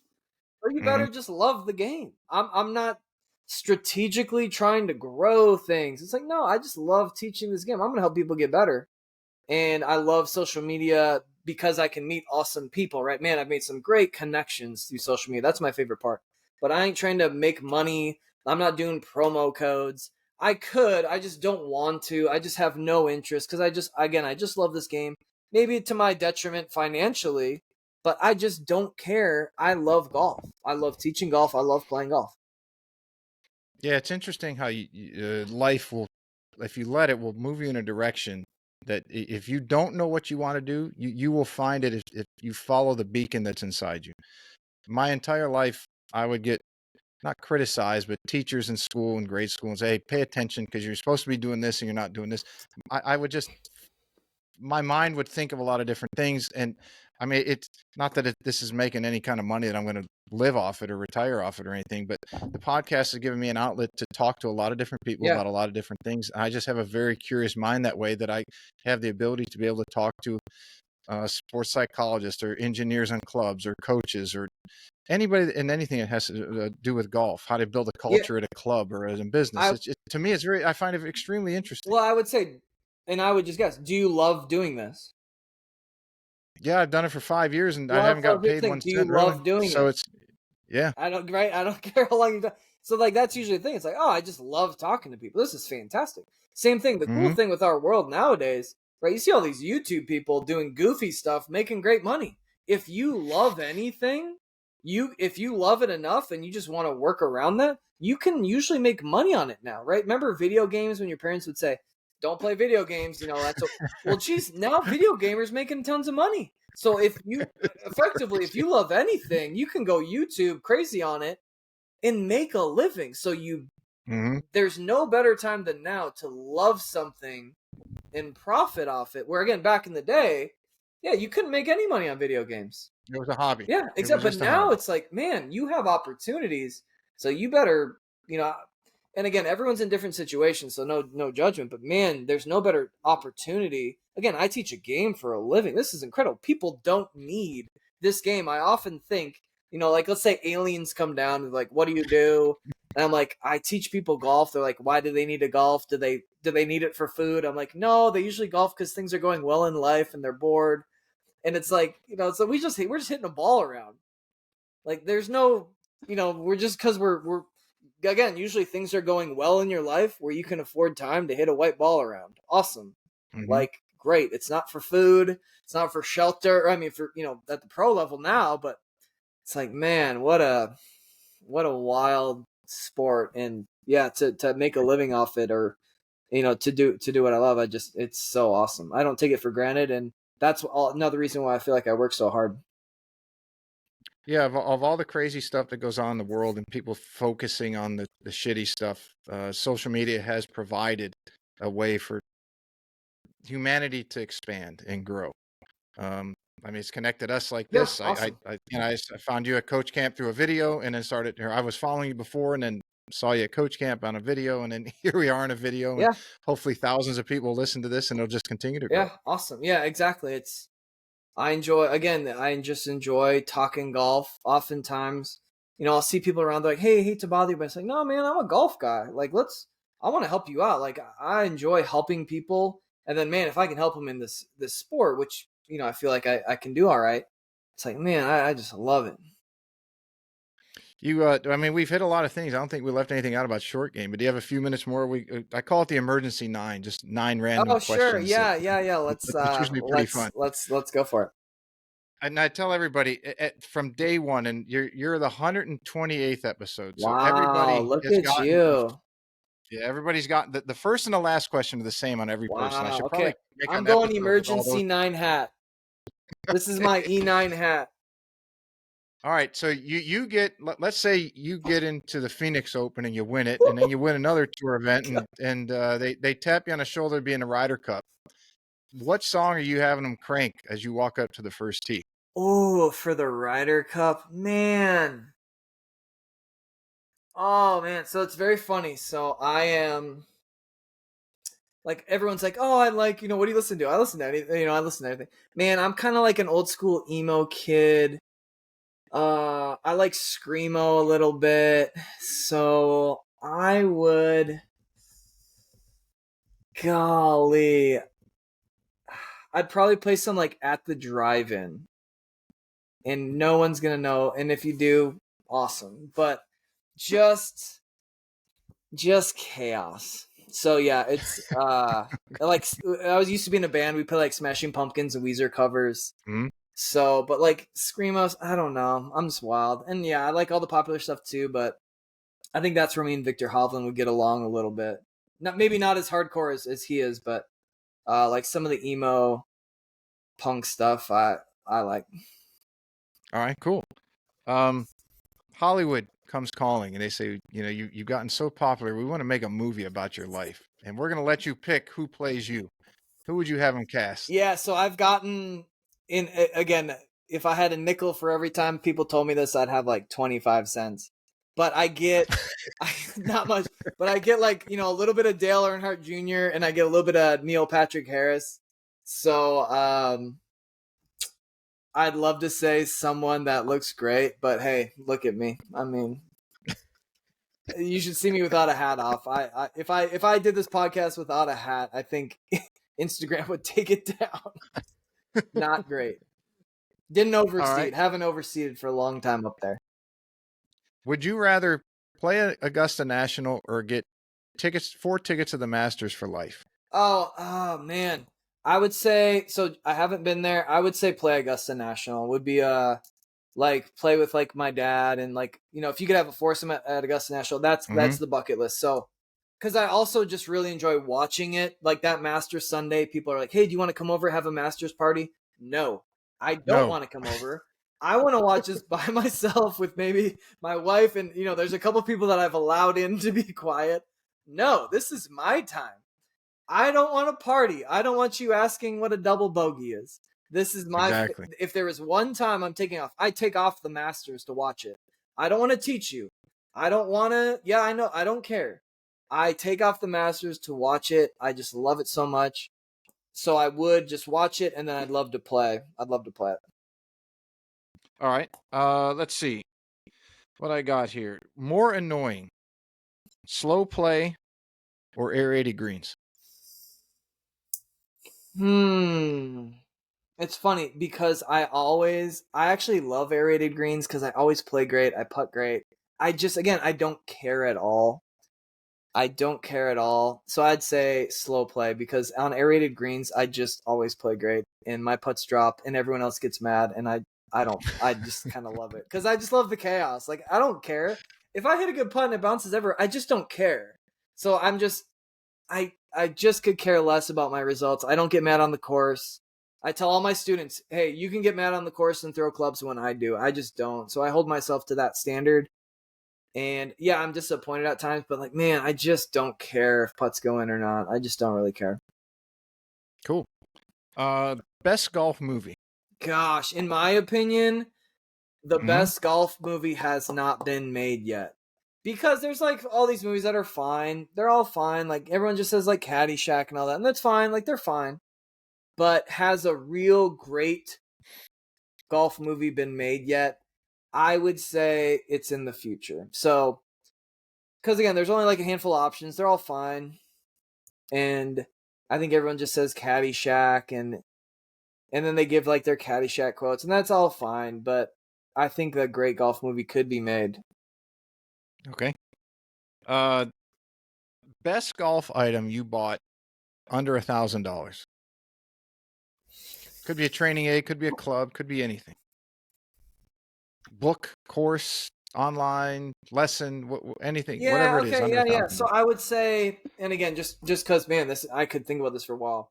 So like the first golf book I ever bought was eighth grade, the Dave Pell's Short Game Bible that just got me into short game and probably kind of got me maybe where I'm at. Just kind of set that tone early with that. You know, I'm an eighth grade kid. I go buy this 1,000-page book, right? The Short Game Bible that's longer than the actual Bible, and it's like, Yes. wow. I just, so I think that probably was probably the best money I spent because now it's kind of parlayed into this. Cool. If you could have any franchise, any food franchise in your kitchen, what would it be? So this is not really that tough, but I'm gonna give a bunch of options, right? Like Chipotle, Chick-fil-A. I'm on a Jimmy John's hot streak right now. I just feel like just so much. I've just had so much Chipotle over my life. I'm probably close to getting Chipotle out. Uh, what would you say? What are some other options? What are people saying? Actually, that's one of the first ones I've changed in a long time. So you're Okay. the first one to get that one. Okay. Yeah, there's just It's a great new one. options, right? You're just always thinking like, what are you kind of looking for on the road? What's familiar? I think Chick-fil-A is as I threw that question around to some friends. Chick-fil-A Yeah, was and that's a good probably one too because it's like they got breakfast, they have lunch, they have some salads. Like you just have a lot of options there. hmm Jimmy John's getting a little one-sided. Probably not eating that for breakfast. Chipotle is great. Um, I'd say Chick-fil-A, and then if you just go to a Chick-fil-A, this how they run typically is just It's so smooth and efficient. they're just absolute beasts. Just so awesome. Let's see, two more. If you could sit in a golf cart for a few hours and talk to anybody you wanted to, who would it be? Anybody, any golfer? Anybody in the history of the planet. Uh, okay. We'll just say any golfer. All We'll say right. any golfer. I'd say Tiger Woods. I'd love to. My goal in life, I would love to hit some spin shots with Tiger Woods. That would be it. Just me and Tiger, and yeah, sitting in a car. I'd love to just chat with him and just talk to him. But like, man, I'd love to hit spin shots with Tiger. That would be a dream come true. Then next time if you see him and Scotty Scheffler on a photo or a video shoot, you're gonna tackle Scotty and knock him out of the way so Gosh, you man, can I get in there love and when they do all that stuff. I could listen to the best players on the planet. I could listen to the best people in their field talk about what they do. I just love if it's just chopping onions. You're the best onion chopper, man. I'd watch you. I always want to know what your process is. I love hmm watching people who are great at what they do what they do, whatever it is. Yeah, me too. I watch Gordon Ramsay quite a bit. Watch a lot of people on YouTube and documentaries on people who are fantastic at Yeah, what they I did. love it. It's awesome. Me too. And then the last one, and everybody gets this one. In your opinion, greatest golfer of all time, who's the GOAT? Oh, in my strong opinion, again, I didn't grow up with Jack. Tiger Woods has played the best brand of golf in his prime, I think, of all time, right? Just the brand he played, that level he played, of it just seemed like every event he'd shoot like 22 under with like 5 bogeys, 22, like 21 birdies and a couple eagles. Like it was just every week. It was just always like he played, in my opinion, he played the most efficient golf of all time. I can't speak for Jack or all these other people. I don't know it. So yeah, Jack had great longevity, great majors, all that stuff. But just based on what I've seen with Tiger, it's like, just Very being impressive. in that era, and I think it's the most efficient golf ever played. And he's in the lead. So if you're at 128 episode, I think Tiger's got the lead. It's Yeah, and maybe it's always, 65, it's like 35. blending like longevity or like, because yeah, like Jack, how many majors did he play? He played like so many, and it's like awesome. Yeah, he's so great, so awesome. Like nothing against either. No, Jack's incredible, but just man, the level of Tiger. Because there was a while I did not like Tiger because he always won and he was just unflappable, and I was like, I just want someone to beat, but no one could beat him. And then it was just like, man, you know what? I'm the problem. I need to appreciate this. And then I'm like, mega Tiger fan. Tell everyone where's the best place to follow you. I'll have all the links as always in the summary. One click, they can get you. But go ahead and tell them if they're driving right now, they can listen. And sure, when they get home, they my website, golfbettertucson.com. I tend to do most social media stuff on Instagram, but just Golf Better Tucson has some videos on there, spin video, clockwork wedge, some other stuff. But just golfbettertucson.com, and then on Instagram is a good spot. And they can do, if somebody's up in the stomping grounds up in the Midwest, northern Midwest, and they want to work on their game, that you do online lessons. I do online lessons. I always recommend, if you can fly and come see me. I love being in person. I love getting hands-on. I love moving people, hitting shots with people. So the full experience. Again, I'll help people online, but I just don't love it. There's a lot of great coaches, and again, I'll do it. But I would prefer to have someone come see me. We work on some things, and then when they leave, we can touch base and be like, hey, remember when we worked on this and all that? So that's where I would prefer in person. And your other thing on your website, you've got a subscription, don't you? That's very, very cost effective. Yeah, and that's we're somewhat working on